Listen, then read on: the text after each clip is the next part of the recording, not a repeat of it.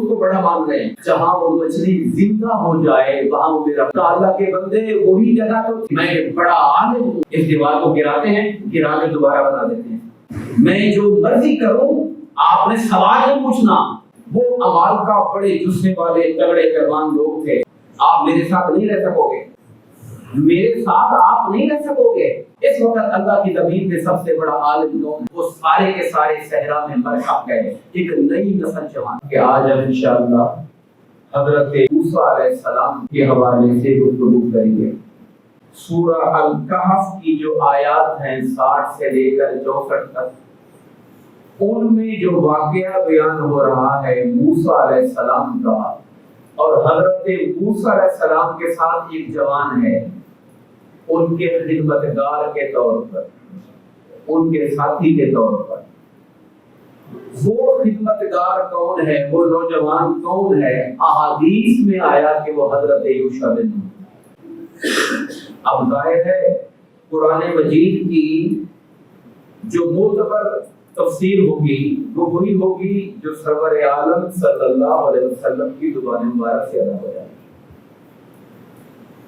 اہل علم نے تفسیر کی جو قسمیں بیان کی ہیں ان میں سب سے اوپر تو ہوتی ہے تفسیر القرآن بالقرآن. قرآن خود ایک اور مقام پر اپنی پچھلی بات کی وضاحت کرتے ہیں, وہ تفسیر القرآن بالقرآن ہوتی ہے. دوسرے درجے پر آتی ہے تفسیر القرآن بالحدیث, قرآن کی تفسیر حدیث سے, اور یہ بھی مستند اور اعلیٰ ترین ذریعہ ہے, اس لیے کہ اللہ نے فرمایا وَأَنزَلْنَا إِلَيْكَ الذِّكْرَ لِتُبَيِّنَ لِلنَّاسِ مَا نُزِّلَ إِلَيْهِمْ. اے حبیب ہم نے یہ قرآن آپ پہ اتارا تاکہ آپ لوگوں کو واضح کر کے بتا دیں اللہ نے کیا اتارا ہے ان کے اوپر. تو حضور کی وضاحت جو ہے وہ سب سے معتبر ہے صلی اللہ علیہ وسلم. حضرت یوشع بن نون ظاہر ہے کہ حضرت موسیٰ علیہ السلام کے خلفاء میں سے, ساتھیوں میں سے, خاتون میں سے ہیں. تو حضرت عیسیٰ علیہ السلام کی پیدائش سے تقریباً 1350 سال پہلے آپ کی ولادت ہے. حضرت عیسیٰ علیہ السلام کی پیدائش سے کم و بیش 1350 سال پہلے. بعد میں حضرت موسیٰ علیہ السلام کا خادم, اور بعد میں نے دیکھا تفسیر والوں نے انہیں حضرت موسیٰ کا بھتیجا بھی لکھا ہے, لیکن ان کا جب نسب بیان کیا تو کہا کہ حضرت یوشع بن نون بن فراہیم بن یوسف بن یعقوب بن اسحاق بن ابراہیم علیہ السلام, یعنی حضرت یوسف علیہ السلام کے پوتے ہیں. حضرت یوسف علیہ السلام کے پوتے ہیں, بلکہ پڑ پوتے ہیں, پوتے نہیں. ان کے والد نون, ان کے دادا فراہیم اور پڑ دادا حضرت یوسف علیہ السلام, تو یہ ان کے پڑ پوتے لگتے ہیں حضرت یوسف علیہ السلام کی اولاد میں. میں قرآن مجید کا وہ مقام آپ کے سامنے رکھتا ہوں جہاں پہ اللہ تعالیٰ نے ذکر فرمایا ان کا, اور ساتھ حضرت موسیٰ علیہ, اصل ذکر تو موسیٰ علیہ السلام کا ہے. ہم نے یہ ذکر ابھی تک کور نہیں کیا حضرت موسیٰ علیہ السلام نے, اس لیے میں اس کا ذکر بھی آیات کا وضاحت سے کر دوں گا. اللہ پاک نے فرمایا وَإِذْ قَالَ مُوسَىٰ لِفَتَاهُ, یاد کیجئے جب موسیٰ علیہ السلام نے اپنے جوان سے کہا. فتاہ, فتح عربی میں کہتے ہیں جوان کو. عربی بڑی جامع زبان ہے. جو بچہ ماں کے پیٹ میں ہے اسے جنین کہتے ہیں, جو بچہ دودھ پیتا ہے اسے رضیع کہتے ہیں, جس کا دودھ چھڑا دیا جائے اسے فتی کہتے ہیں, جو ابھی چلنے پھرنے کی عمر کو پہنچے اسے صبی کہتے ہیں, جو تھوڑا بڑا ہو جائے اسے طفل کہتے ہیں, اور جب وہ ٹین ایج میں آ جائے 15-18 سال تک اسے فتح کہتے ہیں. اس سے اوپر جاتا ہے اسے شاب کہتے ہیں, شاب نوجوان. آقا کا فرمان ہے لا فتح الا علی لا سیف الا ذو الفقار, علی جیسا جوان نہیں اور علی کی تلوار ذو الفقار جیسی کوئی تلوار نہیں ہے. وہاں اللہ کے محبوب نے حضرت علی کے لیے فتح کا لفظ استعمال کیا, لا فتح الا علی, یعنی ان جیسا جوان مرد نہیں ہے. لا فتح الا علی, تو فتح نوجوان کو کہتے ہیں. حضرت موسیٰ علیہ السلام کے بارے میں اللہ فرماتا ہے یاد کیجئے جب انہوں نے اپنے جوان سے کہا. اب یہاں پر ایک ادب ہمیں احادیث پاک میں سکھایا ہے، وہ یہ ہے کہ جب کوئی آپ کا ملازم ہو، پہلے زمانے کے اندر تو لوگ غلام ہوتے تھے، تو انہوں نے کہا کہ یہ نہ کہا کرو کہ یہ میرا عبد ہے، یعنی میرا غلام، میرا نوکر ہے، یہ لفظ کسی انسان کے لیے مناسب نہیں ہے، بلکہ کہا کہ یہ ہمارا جوان ہے، کام کرتا ہے ہمارے ساتھ۔ اس کو اچھے انداز میں ایلیبوریٹ کریں تاکہ کسی کی عزت نفس مجروح نہ ہو۔ حضرت موسیٰ علیہ السلام فرما رہے ہیں، اللہ فرما رہا ہے کہ جب حضرت موسیٰ نے اپنے جوان سے کہا لا ابرح، میں مسلسل چلتا رہوں گا، میں نہیں رکوں گا، میں سفر جاری رکھوں گا، حتی ابلغ مجمع بحرین، جب تک کہ میں دو سمندروں کے ملنے کی جگہ تک نہ پہنچ جاؤں، او امضی حقبا، نہیں تو میں پھر صدیوں چلتا رہوں گا، میں نے نہیں سفر روکنا، بھلے مجھے 100 سال لگ جائیں، میں چلتا رہوں گا، چلتا رہوں گا۔ یہ بندہ کب بولتا ہے بات؟ جب کوئی بڑا ضروری کام ہوتا ہے کہ بھائی مجھے زندگی لگ جائے اس کام میں یہ کام کرنا ضرور ہے۔ تو کون سا کام تھا جس کے لیے حضرت موسیٰ اتنے جوش میں ہے؟ وہ کہہ رہے ہیں کہ میں چلتا رہوں گا مسلسل جب تک کہ اس جگہ نہ پہنچ جاؤں جہاں دو دریا ملتے ہیں، بھلے مجھے اس کے اندر سال 100 سال لگ جائے، میں چلتا رہوں گا اس کے اندر۔ وہ کام کیا تھا جس کے لیے حضرت موسیٰ اتنے کمیٹڈ ہو کر اور اتنے پرجوش ہو کر سفر کر رہے ہیں؟ وہ کام یہ تھا۔ احادیث طیبہ کے اندر یہ آتا ہے، ایک بار حضرت موسیٰ علیہ السلام نے اپنے امت کے لوگوں سے گفتگو اور خطاب کیا۔ بڑا اللہ کا پیغمبر خطاب کرتا ہوگا تو اس کے اثرات کیا ہوں گے، لوگوں پر کیفیات کیا ہوں گی، لوگوں کے دلوں کا حال کیا ہوگا۔ پیغمبر کلام کر رہا ہے اور گفتگو فرما رہا ہے، لوگوں میں سے کسی نے اٹھتے ہوئے پوچھ لیا کہ موسیٰ اس وقت اللہ کی زمین میں سب سے بڑا عالم کون ہے؟ تو آپ نے کہا میں ہوں اللہ کی زمین میں سب سے بڑا عالم۔ انہوں نے جو کہا اپنی جگہ پر حق کہا کہ امت میں سب سے بڑا عالم ان کا پیغمبر ہی ہوتا ہے، لیکن اللہ تعالیٰ کی منشا، اللہ کو یہ بات پسند نہیں ہے کہ علم کی نسبت کوئی اپنی طرف کرے کہ میں بڑا عالم ہوں، یہ بات اللہ کو پسند نہیں، کیونکہ خدا نے قرآن میں کہا ہوا ہے فوق کل ذی علم علیم، ہر علم والے پر ایک اور علم والا ہوتا ہے۔ اس لیے یہ کہنا کہ میں بڑا عالم ہوں، سب سے بڑا عالم ہوں، یہ بات خلاف حقیقت ہے کہ سب سے بڑا عالم جو ہے وہ خود اللہ تعالیٰ ہے۔ فوق کل ذی علم علیم، ہر علم والے پر ایک اور علم والا ہوتا ہے، ایک اور علم والا ہوتا ہے، اور سب کے اوپر کون ہے؟ اللہ تبارک و تعالیٰ کی ذات بابرکات ہے۔ اس لیے کسی بندے کو یہ مناسب نہیں کہ وہ کہے کہ میں سب سے بڑا عالم۔ اللہ پاک نے اس پر حضرت موسیٰ علیہ السلام کو تنبیہ کی اور کہا کہ موسیٰ آپ نے یہ درست نہیں کہا، اس زمین پر آپ سے بڑا عالم بھی موجود ہے۔ اب اللہ نے اپنے پیغمبر کو یہ بات سمجھانی تھی اور دکھانی تھی۔ جب حضرت موسیٰ علیہ السلام کو بتایا گیا کہ یہ ان سے بڑا عالم موجود ہے، اب حضرت موسیٰ علیہ السلام کا ریسپانس کیا تھا؟ عام طور پر کسی عالم سے کہیں کہ وہ آپ سے بڑا عالم ہے تو بیچارہ بڑا دل میں غصہ آتا ہے کہ مجھے بڑا نہیں مان رہے ہیں، اس کو بڑا مان رہے ہیں۔ عام انسانی تاثر میں وہ قبول نہیں کرتا کسی کو۔ حضرت موسیٰ علیہ السلام سے اللہ نے کہا کہ آپ سے بڑا عالم موجود ہے، کہا باری تعالیٰ مجھے ان کی خبر دے، ان کا پتہ دے، میں ان کی زیارت کر کے ان سے علم حاصل کروں گا جا کے۔ یہ حضرت موسیٰ علیہ السلام کر رہے ہیں، مجھے ان کا پتہ بتا، اور یہ جو کہہ رہے ہیں کہ بھلے مجھے صدیاں لگ جائیں، میں جاؤں گا وہاں پہ جا کر اس بڑے علم والے کی جا کے زیارت کروں گا، ان کے پاس بیٹھوں گا، ان سے جا کے علم حاصل کروں گا۔ یہ جوش تھا ان کا پیچھے۔ اللہ نے کہا تھا آپ سے بڑا علم والا موجود ہے۔ کہا باری تعالیٰ پتہ بتا، اس کا پتہ کیا ہے؟ میں تھوڑا سا شارٹ کر دیتا ہوں تاکہ پھر ہم اس واقعے سے آگے چلیں۔ کہا باری تعالیٰ مجھے پتہ بتا ان کا۔ اللہ نے پتہ بھی بڑا خوب بتایا۔ آپ اور میں کسی سے پتہ پوچھیں گے آپ میرے کس شہر میں بندہ رہتا ہے، شہر میں محلہ کون سا، محلے میں گلی کون سی، ہاؤس نمبر کون سا، اللہ سے پوچھا باری تعالیٰ پتہ بتا۔ اللہ نے کہا ایک مچھلی بھون کے اپنے پاس رکھ لو اور مچھلی ساتھ لے کے جاؤ، جہاں وہ مچھلی زندہ ہو جائے وہاں وہ میرا بندہ بیٹھا ہوا ہوگا۔ پہچان دیکھیے، پتہ دیکھیے، یہ مچھلی لے کے چلے جاؤ، जिस माहौल में जाकर ये मछली, मुर्दा मछली, भुनी हुई मछली जो थैले में है, वो जिंदा हो जाएगी, वहां ढूंढना, वहां मेरा वो बंदा बैठा होगा जिसकी तलाश के लिए आपको भेज रहा है। ये पहचान है। इसको हमारे उस्ताद मुहतरम ने यूं कहा अपनी तशरीह में, वो कहते हैं अल्लाह वालों की पहचान ये है कि उनकी महफिल में गाफिल जाए तो जाकिर हो जाता है, और मुर्दा दिल जाए तो जिंदा दिल बन जाता है।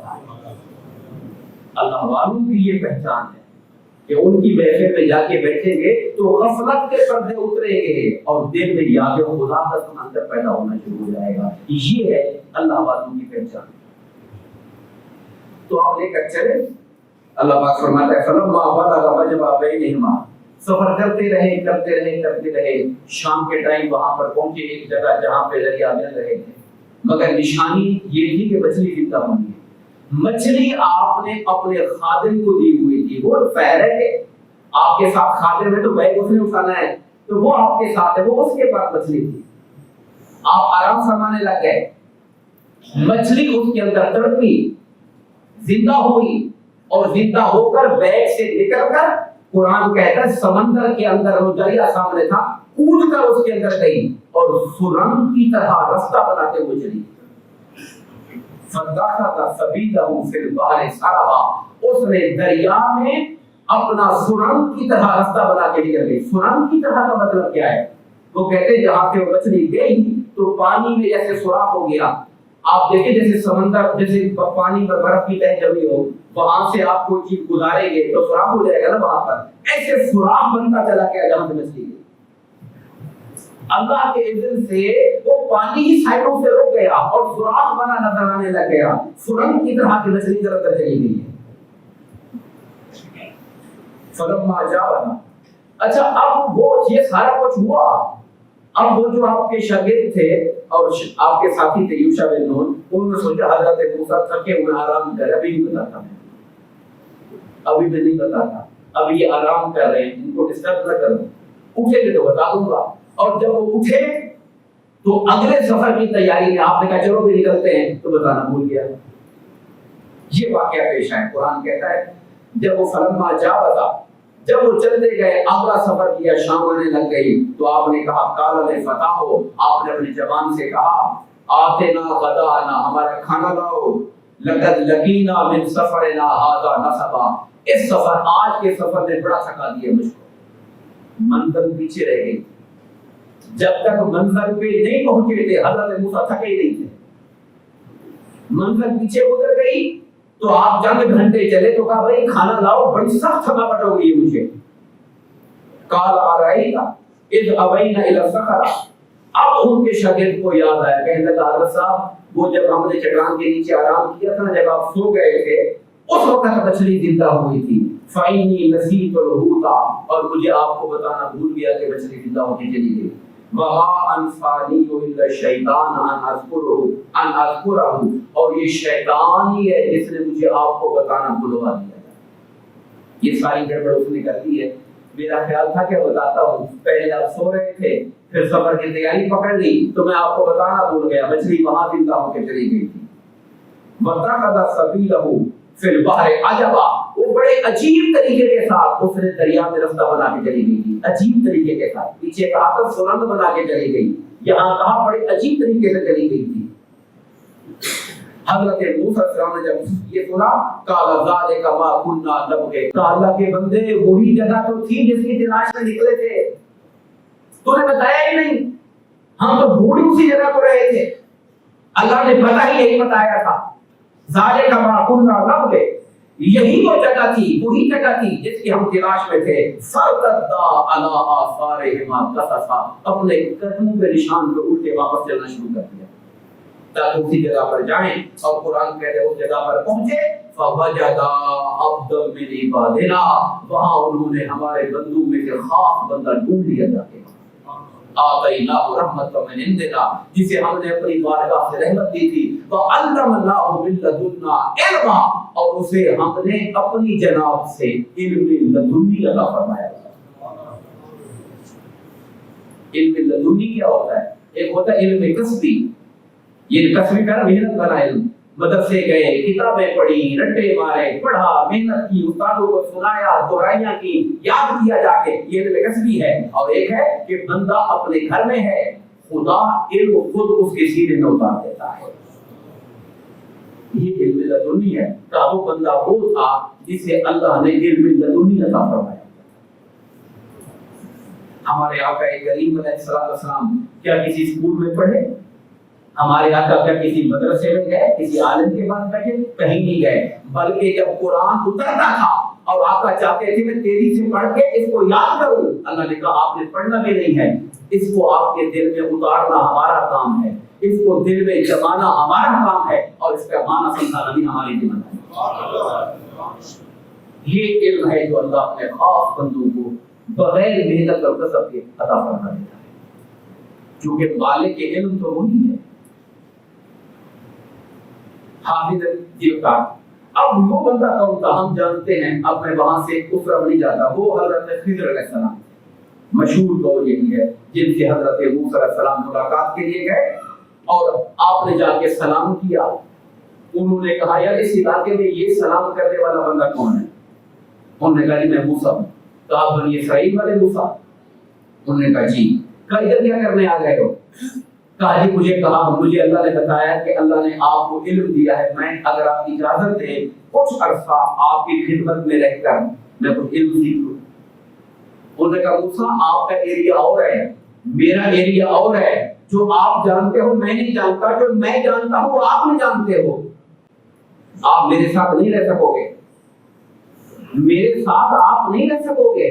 उन्होंने कहा हजरत साहब इजाजत दीजिए, मैं पूरा कोशिश करूंगा कि मैं आपकी ख्वाहिश के मुताबिक चलूं। ये नहीं है कि मैं नबी हूं, कलीमुल्लाह हूं, तो मैं तो अपनी बात आप पर डालूंगा, नहीं, जैसे आप कहेंगे। उन्होंने कहा फिर तुम मेरे साथ नहीं चल सकते। कहा हजूर इजाजत तो दीजिए कुछ अरसे के लिए। आपने कहा फिर एक शर्त है, मैं जो मर्जी करूं, आगे से आपने सवाल नहीं पूछना। मैं जो मर्जी करूं, आपने सवाल नहीं पूछना, जब तक कि मेरी खुद दिल चाहे मैं बता दूंगा, मगर आपने पूछना नहीं। आप जानते हैं कश्ती में बैठे, कश्ती वालों ने हजरत खिज़र को पहचाना कि बुजुर्ग हैं, उन्होंने किराया भी नहीं लिया, बड़ी इज्जत की, लेकिन आपने आगे जाकर एक पेशा उठाया और कश्ती के फटा तोड़ दिया। दरिया में चलती कश्ती का फटा तोड़ेंगे तो क्या होगा? डूबने का खतरा पैदा हो जाएगा। हजरत मूसा चुप न रह सके, कहा और रब के बंदे क्या कर रहे हैं आप? वो इतनी मेहरबानी कर रहे हैं, आप कश्ती का तख्ता तोड़ रहे हैं, तो डूब जाएगी। आपने कहा था मैंने कहा नहीं था आपसे कि आप सब्र नहीं कर सकते देने का। तुमने कहा सॉरी गलती हो गई, आप इतना गुस्सा न करें, बस मैं आइंदा ख्याल करूंगा, मैं दोबारा नहीं पूछूंगा आपसे। फिर आगे चल पड़े, कहीं से उतर के चले, बच्चे खेल रहे थे, एक बच्चे को अलग किया, हजरत खिज़र अलैहिस्सलाम बच्चे को कत्ल कर, बच्चे को कत्ल कर दिया। हजरत मूसा जैसा साहिब शरीयत पैगंबर कहां देख सकता है ये बात कि कोई किसी को कत्ल करे, वो भी बच्चे को, मासूम को। उन्होंने कहा ये आपने बड़ा अजीब काम कर दिया, ये क्या कर दिया आपने, बच्चे को मार डाला। उन्होंने कहा भाई मैंने पहले कहा था सब्र नहीं हो सकता, आप मुझसे अलग हो जाएं। उन्होंने कहा एक चांस और दे दें, सिर्फ एक चांस और दे दें, अगर मैं अब गलती करूं ये वाली बोलने वाली तो आपको हक है कि मुझे रहना है। आगे चल पड़े, एक बस्ती आई, उस बस्ती में आपने चाहा कि हम यहाँ रात को क़याम करें, कोई घर वाला हमें दावत दे, हमें ठहराए, खाना शाना खिला दे, मेहमान बनाए अपना। तो बस्ती वाले ऐसे बदअखलाक थे, उन्होंने ठहराना ही गवारा नहीं किया, खाना दूर की बात है, उन्होंने हमारे बंदे का जाओ यहाँ से। अब अल्लाह का पैगंबर मूसा अलैहिस्सलाम और हजरत खिज़र अलैहिस्सलाम ने बस्ती वाले इस कदर बेमुरव्वत और बदअखलाक, इतने बड़े बुजुर्गों को ठहराने के लिए तैयार नहीं। आप वहां से निकले, खिज़र अलैहिस्सलाम ने देखा कि बस्ती की आखिरी गली में एक घर की दीवार जो है ना ऐसे टेढ़ी हो रही है, लगता है कि अभी गिर जाएगी। आपने कहा मूसा ठहरो, इस दीवार को गिराते हैं, गिरा के दोबारा बना देते हैं। अब हजरत मूसा अलैहिस्सलाम ईंटें तोड़ रहे हैं, पहले फिर ईंटें उठा के दे रहे हैं, खिज़र अलैहिस्सलाम बना रहे हैं। फिर उन्होंने कहा हजरत साहब ऐसे बदमुरव्वत लोग जो हमें खाना खिलाने के लिए तैयार नहीं, उनके घरों की दीवारें आप बना रहे हैं, ये क्या बात है? उन्होंने कहा बस अब मेरी और आपकी जुदाई का होता है, हादा सिरात बैनी व बैनक, ये तेरे मेरे दरमियान अब सिरात का वक्त आ गया है। सुन लो वजूहात क्या थी, मैं आपको बता देता हूँ। कश्ती का फट्टा मैंने इसलिए तोड़ा था कि आगे एक बादशाह था, उसे कश्तियां चाहिए थी, وہ کشتیاں چھین رہا، جیسے آج کل ہمارے ہاں لوگوں کے ٹرک اور کنٹینر چھیننا شروع کر دیتے، تو وہ کشتیاں چھین رہا تھا۔ میں نے سوچا کہ اس کا پھٹا توڑ دوں، بادشاہ چھوڑ دے گا، کہے گا چھوڑو یار ٹوٹی ہوئی کشتی، اس کا کیا فائدہ، چھوڑ دو، اس کی کشتی بچ جائے گی، غریب آدمی۔ میں نے تو یہ کیا۔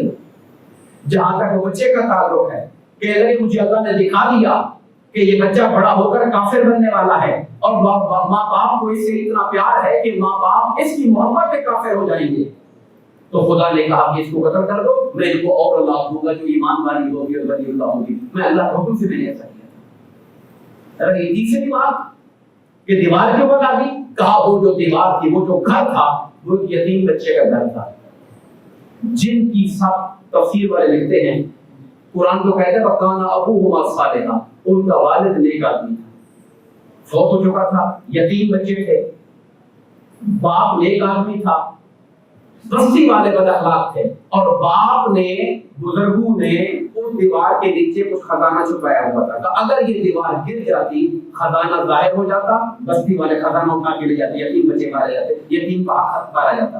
تو ہم نے چاہا کہ ہم اس دیوار کو کھڑا کر دیں تاکہ یتیم جب تک بڑے نہ ہو جائیں ان کا حق محفوظ رہے۔ فرمایا یہ میرا ایریا الگ ہے، مجھے اور چیزیں بتائی جاتی ہیں، سکھائی جاتی ہیں، آپ کا ایریا الگ ہے، یہ ہماری اور آپ کی جدائی ہے۔ اس سفر میں آپ کے ساتھ جو بندہ تھا موسیٰ علیہ السلام کے ساتھ، ان کے بارے میں حدیث میں آیا کہ وہ کون تھے؟ حضرت یوشع بن نون علیہ السلام۔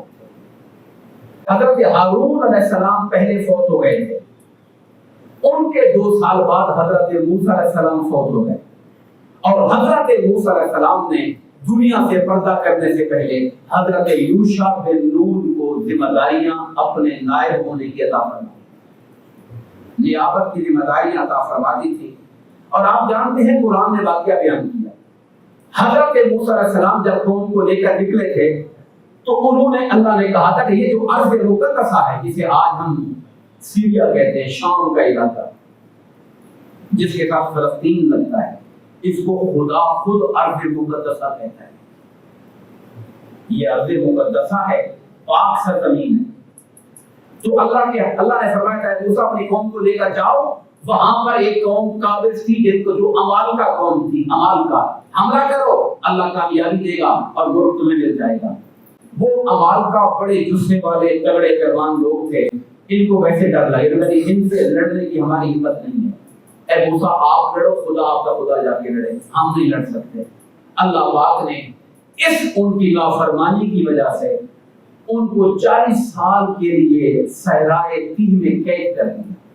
آپ کہیں گے لفظ سنیے، صحرائے تیہ میں قید کر دیا۔ نکلتے تھے دائیں بائیں، چل چل کے تھک جاتے تھے، صحرا سے نکلنے کا راستہ نہیں ملتا، 40 سال تک۔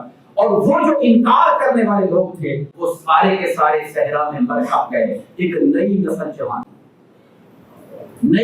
جوان ہوئی صحرا کے اندر۔ اب ظاہر ہے صحرا میں کھانا تو ان کو من و سروا اللہ دے رہا تھا، کچھ کرتے تو تھے نہیں۔ تو حضرت موسیٰ علیہ السلام نے قوم کے 12 قبیلے بنا کے 12 کے ہیڈ بنائے، اور ان 12 کے اوپر جو سب سے بڑا ہیڈ بنایا سپہ سالار، وہ حضرت یوشع بن نون کو بنایا۔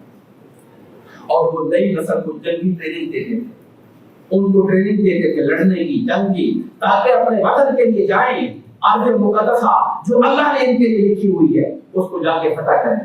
حضرت موسیٰ کو دنیا سے پردہ کر چکے تھے، یوشع بن نون کی قیادت میں پھر یہ لشکر نکلا اس ارض مقدسہ کی طرف تاکہ جا کے اس کو فتح کریں۔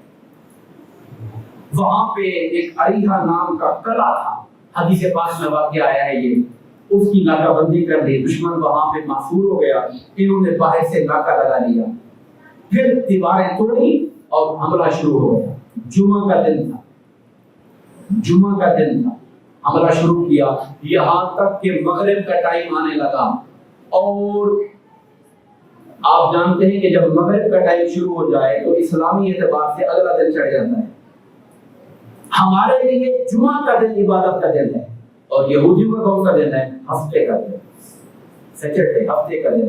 اور انہیں یہ حکم تھا کہ ہفتے والے دن تم نے کوئی کاروبار بھی نہیں کرنا، تم نے کوئی شکار بھی نہیں کرنا، تم نے کوئی جنگ بھی نہیں لڑنی۔ اب حضرت یوشع نے سوچا قریب ہے کہ ہم فتح کر لیں قلعہ، اگر ابھی مغرب سے پہلے فتح نہ ہوا اور ہمیں لڑائی روکنی پڑ گئی، دشمن کو 24 گھنٹے مل جائیں گے، پھر تگڑا ہو جائے گا۔